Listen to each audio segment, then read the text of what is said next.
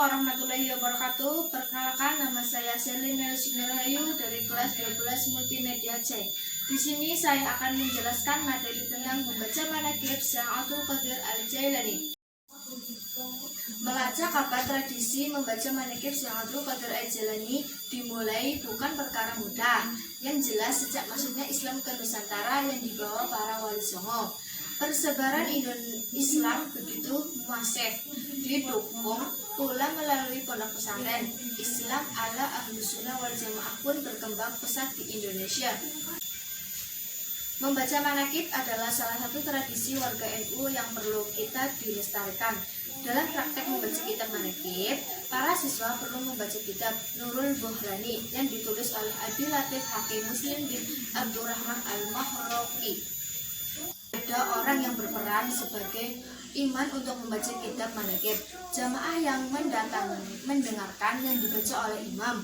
Tidak ada batasan dalam membaca manaqib Syekh Abdul Qadir Al-Jailani, seperti harus bertatapan dengan haul beliau. Oleh sebab itu, adab dalam membaca juga perlu diperhatikan selain bagaimana tata cara membaca kitab manaqib.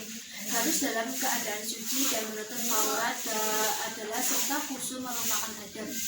Tata cara membaca manaqib Syekh Abdul Qadir Al-Jailani lazimnya diawali dengan bacaan tahlil dari awal sampai akhir yang dipimpin oleh seorang imam.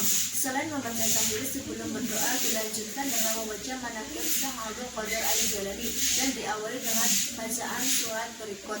Alhamdulillahilladzi arsala sayyidina Muhammad sallallahu alaihi wasallam bi kalimis syahril azim. Masing-masing bagian dipisah dengan sebuah bacaan yang dibaca secara bersama-sama oleh para jemaah, yang artinya, ya Allah, hamparkanlah harum keriduanmu kepada Kanjeng Syekh dan anugerahkan kepada kami berkat rahasia kewalian yang engkau titipkan Kanjeng Syekh. Berikut adalah hikmah membaca manaqib. Membaca manaqib sejarah kehidupan dan karamah para ulama. Dalam hal ini adalah Syekh Abdul Qadir Al-Jailani memiliki banyak sekali manfaat. Dengan bertawasul melalui bacaan manaqib, Syekh Abdul Qadir Al-Jailani dapat menarik berbagai kebaikan-kebaikan dalam kehidupan. Dengan membaca manaqib auliyanya akan mendatangkan beberapa pelajaran atau hikmah. Beberapa di antara lain adalah: pertama, sebagai bentuk penghormatan kepada keturunan zuriyah Rasulullah SAW, kecintaan pada Rasul dan keturunannya Ahlul Bait perlu dilestarikan, mengingat banyak generasi muda khususnya yang kehilangan panutan. Kedua, dapat memupuk rasa kecintaan dan auliyanya dan orang-orang saleh lainnya. Kecintaan kepada para ulama merupakan sebuah kebutuhan, mengingat ulama adalah yang artinya ulama adalah pewaris para nabi. Ketiga, dapat meneladani akhlak dan perilaku Syekh Abdul Qadir Al-Jailani dengan membaca manaqib, tentunya dengan pemahaman makna yang terkandung di dalamnya. Para jamaah dapat dengan mudah meneladani perilaku Syekh Abdul Qadir Al-Jailani, misalnya kejujuran, keistiqomahan dalam beribadah, dan masih banyak lainnya.